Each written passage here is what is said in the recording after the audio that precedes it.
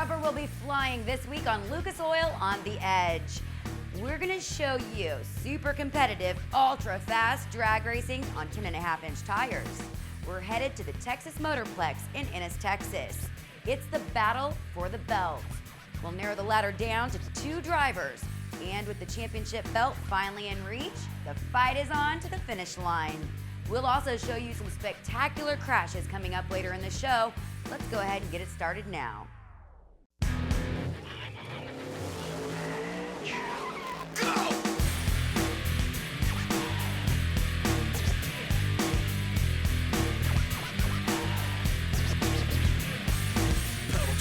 Got it tacked up, and if you get too close, you're getting cracked up. Stone cold when I roll, coming out of the hole.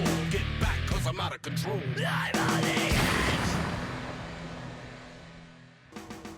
Welcome, ladies and gentlemen, to Texas, baby. It's time for the ADRL here on Lucas Oil on the Edge. And yeah, they packed the stands. You can see everybody coming in. This is the Extreme 10-5 battle for the belt. And we'll have a crash lab for you presented by Herculiner. These guys are working hard on it. Kit staff Brian Olson here alongside. Brian, you know these guys very well. In the Extreme 10-5 category, just like all the other categories in the American Drag Racing League, the battle for the belts is the big one. It's our world championship. We take the top 8.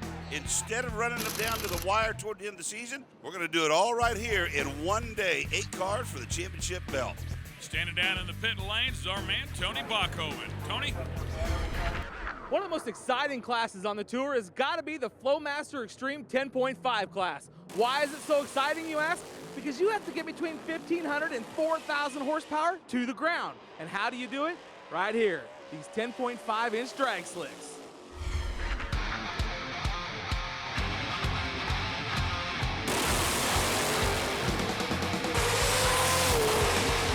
I'd like to have that belt, but it's not going to be any cakewalk. We have to win there. You'd have to place us number 3 or 4 on that, on the performance list.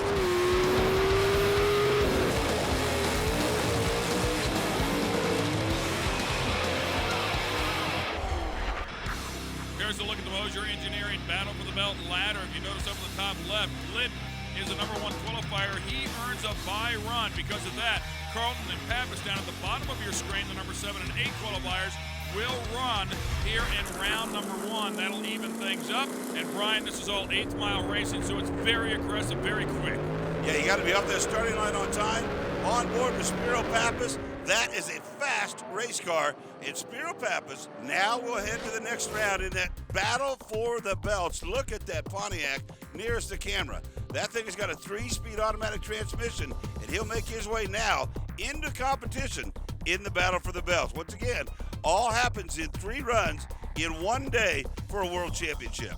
4:08, 188 miles per hour to the half-track mark. 8th mile, that's impressive.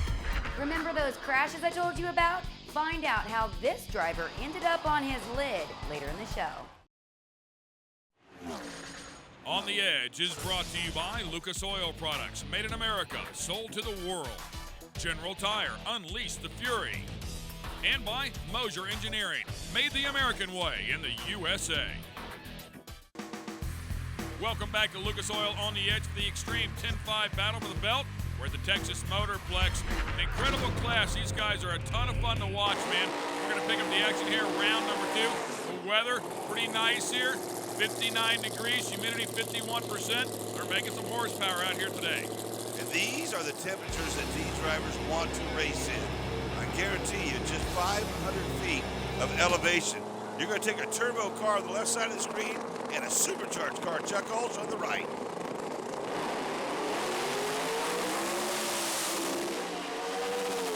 And Ulst making it look easy on a new world record. Congratulations to him. How about 395, 202 miles per hour in the 8th mile? What a spectacular run. Moyer's car set the nose down early. Problems there. Yeah, Moyer's car, you can see the replay, kind of struck the tire. But look at Gil Mobley's owned Chuck Hulse driven Camaro. Top end of the racetrack, that baby was flying. and he sets a new national lap time record, Ken. 395 on 10.5-inch tires, over 200 miles per hour. That is unbelievable. All right, we'll continue on. Next pair here. Far lane, Jeff Polk. Near lane, Jeff Nizer. And Nizer, another excellent job here. How about a 403, 197 miles per hour? And he prepped for this race, Brian. Yes, he did. He took a race off, spent a lot of time in the dyno room, built a whole new motor, and he came here to win the money. There's a lot of money on the line, but most importantly, Ken, you got this really, really, really cool belt, and that is your championship trophy, and everybody wants to have it. That one sounds a little different. 184 cubic inches, inline 6-cylinder. This is one of the coolest cars that we have on the property. Gary White, Spiro Pappas alongside. Listen to that turbo. Great drag race, Ken. Woo, man, and that thing just sounds sweet. I know he doesn't win it here, but look at those numbers. 401 to 402, 190 miles an hour alongside for Spiro Pappas. And, I mean, you just called it before, just a great side-by-side battle. Yeah, you got to remember this, too. A city block and a half is about 660 feet. Watch them. One of the rules we have in the Extreme 10.5 category is headlights. I love the rule. It's a cool thing. It's part of what we do in the ADRL, but that was just plain old a good old-fashioned drag racing right there. And how about a 009 light for Spiro Pappas? You think he's not hungry? Wow. Ready. That was an awesome run. We stepped it up a little bit, knowing that the Titan car is capable of running a 4-flat. We needed a 4-flat, and had to cut a light. And our guys, team, put it all together. I did my job as a driver and came up on top. All right, your number one qualifier sitting at the line. We need to buy. We've got a different combination in the car here. This week we tried to make a few attempts with it, and we hadn't had much success. That first qualifier for us was actually the first time we've gotten down with it. Very talented racer, Billy Glidden, second-generation racer, son of legendary pro stock racer Bob. And he's got that shotgun Hemi in there, baby. Been sitting around, they've been doing some work to it. They go 404.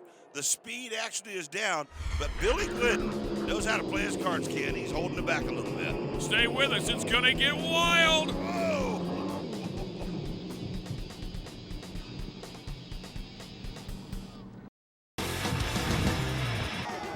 You're watching Lucas Oil on the Edge. Where are you from, Jesse? Texas.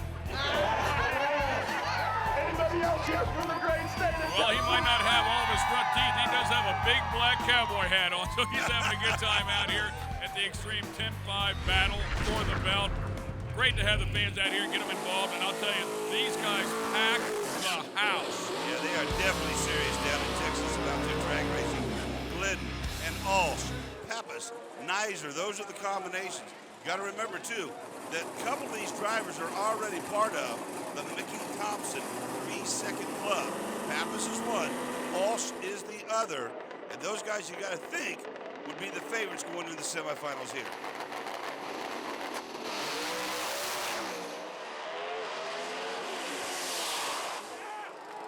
And Pappas laying one down here. Another 396, 193 miles per hour. Two cars in the 3-second zone here today. But look at the other side, man. Nizer had to check up, got way over there by the wall after he laid him out on the starting line. Yeah, that's right, Ken. Nizer carries that front end about 300 feet, settles it down close to the wall. Spiro Pappas' car makes a real minor move as they watch it from the far end camera. Look at the car on the right side of the screen, more down the middle of the groove. Nizer's car, meanwhile, is on the left side, going towards the wall. It is Spiro Pappas going to the next round.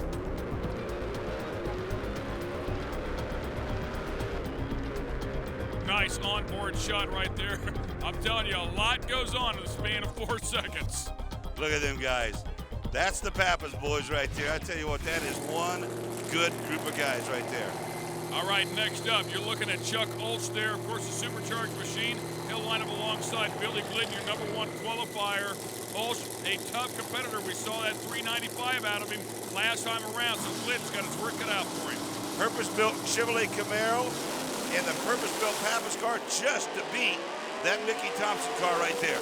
Didn't get it done, man, I'm telling you. Billy Glidden trying to get it done. The number one qualifier is gone. Chuck Olsz, how about that? Backs up that 395 with another 395.6. Get the shoe polish out, baby. That is a bracket car right there for Chuck Olsz. And watch that thing steam at the top end. That big supercharged Chrysler Hemi. Watch it again for the back of the track here. Glidden out first, makes a move toward the center stripe, and that naturally aspirated carbureted car with nitrous is no match for that supercharged Chevrolet Camaro at 202 miles an hour. Another good look at it. You see Billy way out of the groove on the right-hand side of your screen, though. Olsz just straight and true, doing what he needed to do.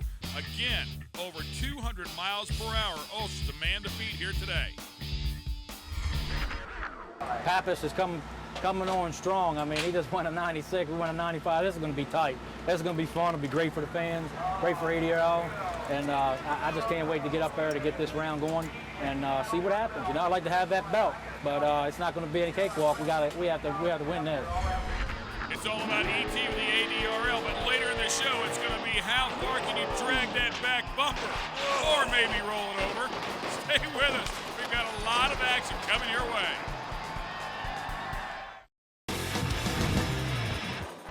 Welcome back to Lucas Oil on the Edge. This is your Pro Extreme semifinals. Weather got a little nasty here towards the end of the evening, and consequently, so did the runs.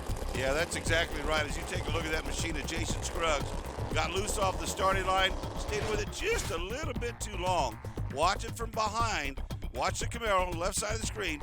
Goes to the center stripe. Now watch, he'll pull those parachutes right there and try to get this thing to straighten out. That's generally what will straighten out a race car.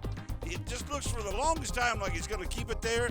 Unfortunately, he just barely bumps that wall right there at the bitter end. And when things go wrong, it happens so quick. We're talking about the span of less than a second.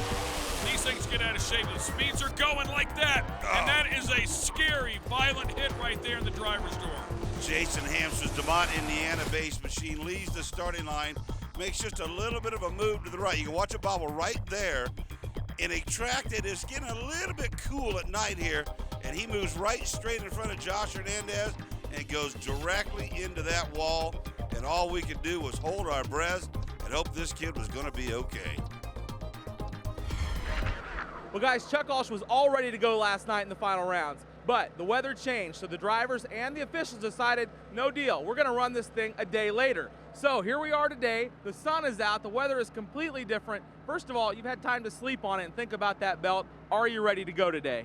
Oh, there's no doubt we're ready to go today. We can't wait to get this thing on. We got our car set up basically the same way we had it last night. Just changed for the air. We get lane choice, so we're going to go up there, pick our lane, make him beat us. As bad as you want that belt, is there extra pressure on you because it's a day later? No, I think it's pretty much in our advantage right now. The air's a lot worse. I'm hoping it affects him more than it affects us. Great call, by the way, from the ADRL official. So here we are the next day, the sun out. Typically a crew chief's nightmare to come out here the next day, final round. You just got to unload it out of the box, make the adjustments you think are going to work, and then hang on, baby. And one of the things he talked about, Chuck Olsz said, you know, we have to make less adjustments here than Spiro Pappas does. A turbocharged car, a supercharged injected car is a lot easier. I'm not going to say easier, but a little bit more tunability is there for them. If you listen to this car, and again, it's a turbo car with a 3-speed Cohen transmission in it, it's just so mellow, so calm, and then here's this radical machine right here alongside. And again, corrected altitude, almost exactly the same as it was a night ago, even though it's a little warmer, but a little less humidity. So you can listen to the difference in both these race cars. They get set to go here in the final round. The battle for the belts, baby. World Championship on the line. Blown Chevrolet Camaro and that little GXP with turbochargers on it. Oh, baby, what a race! Unbelievable. How about side-by-side 3-second runs? The quickest side-by-side pass of all time in the 10.5-inch tire class. Spiro Pappas unleashes a 395.8, his quickest run of the weekend, and steals the win here. Oh, man. And as I said earlier, these are the two purpose-built cars that were coming after the Billy Gliddens. These are the guys that were going to build 10.5W cars and win this national championship, and they have gotten the job done. And by the way, more 3-second runs out of these two cars than any other two in the world. Sparrow, you came in here number 8. You're going out number 1. Congratulations, you got the belt. I sure do. My guys all year long, they told me, stop gaining weight. You're getting a belly on. They don't know that I was getting a belt to hold this belly. How important is this belt to you? Man, what a win. Man, this is a big win to come, from number 8 place and win with these guys. The amount of problems that we had all year long, we finally got it together, and it's all about the team. It's all about the effort. We all got the power out here. It's all about the brain, man. It's all about reading the track. It's a good feeling. I love it. Congrats to Spiro Pappas, who came all the way from the 8th place position to take home the championship belt. I've teased you all show long about some great crashes, and the wait is almost over. They're coming up next. On the Edge has been brought to you by Lucas Oil Products, made in America, sold to the world. General Tire, unleash the fury. And by Mosier Engineering, made the American way in the USA.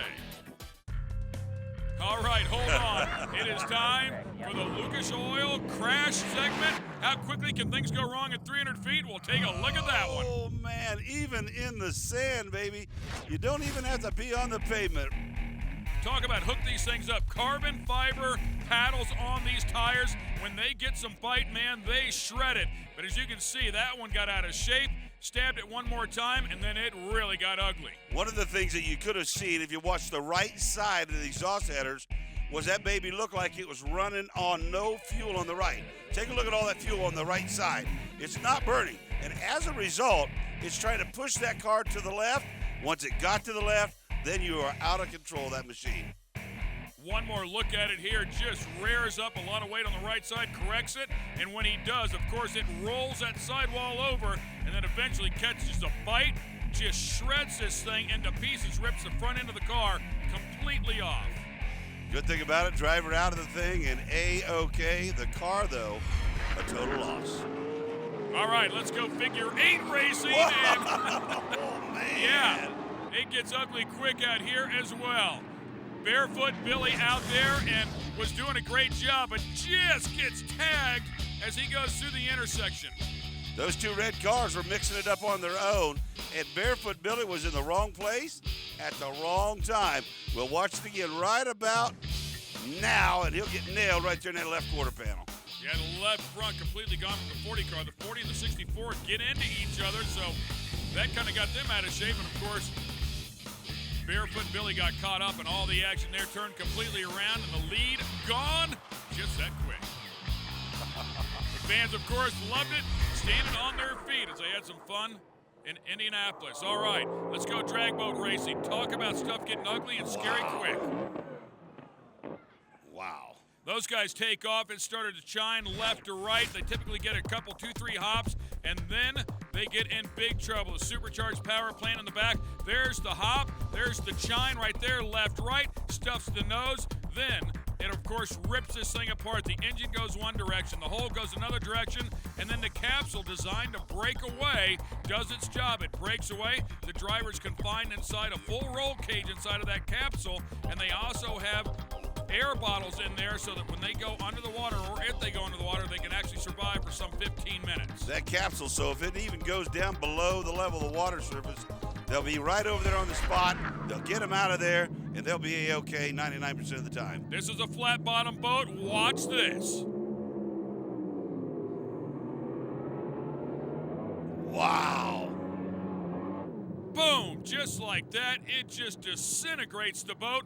These guys ride on just a couple of inches of the back of the boat when they're at speed. You see that big rear wing. Now when they leave, they fly the nose. They use a cavitation plate to set that nose back in the water. He does that nicely. That rear wing making about 1,500 pounds of downforce. But then it starts to fly right about there. He checks up, and it stuffs the nose, and boom, that quickly, man, these things get out of shape. The flat bottoms are a scary ride. When they go, they give you no warning.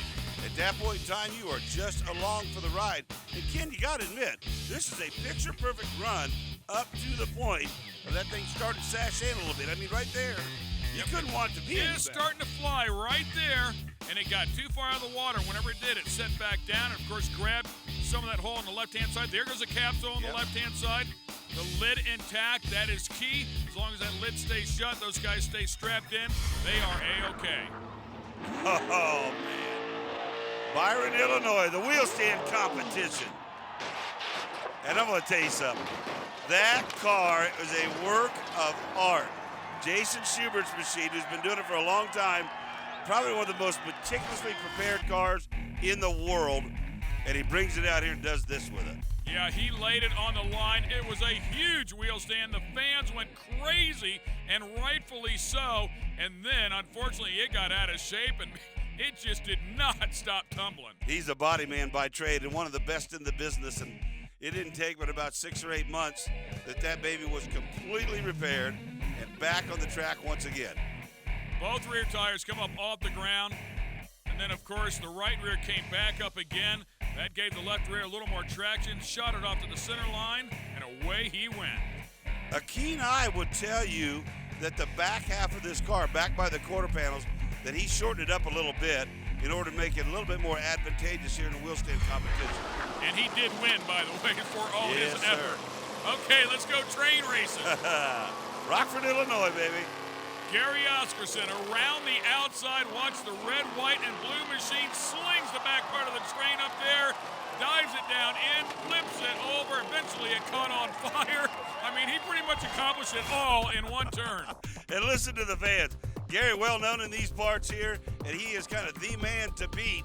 But he went in there just a little too hot, got a little bit of a bump from the black truck. Yeah. And from that point, it was all over with. Yeah, that a little bit of flash 99. of fire there. That 99 was changing lanes. He was going to go to the top side. Yes, he was. He wanted to get away from that guy. One more time, Gary coming around. Now keep your eyes on the 99. He just about got him clear, but the 99 was a little sideways. Caught the right rear of Oscarson, and that's all it took. The train was derailed. You got to remember also, no driver in the middle, but there is a brakeman in that third car. Look at that head in that third car back at the back there. Whoa, baby, over she goes. Great camera angle right there. Wild stuff. The fans loved it all. This has been an exciting episode of Lucas Oil on the Edge. For Ken Stout, Brian Olson, and Tony Bachhoven, I'm Angela Jenkins. Log on to speedtv.com and link over to newwavetv.com for a list of upcoming OTE shows. And remember, you're not living unless you're on the edge.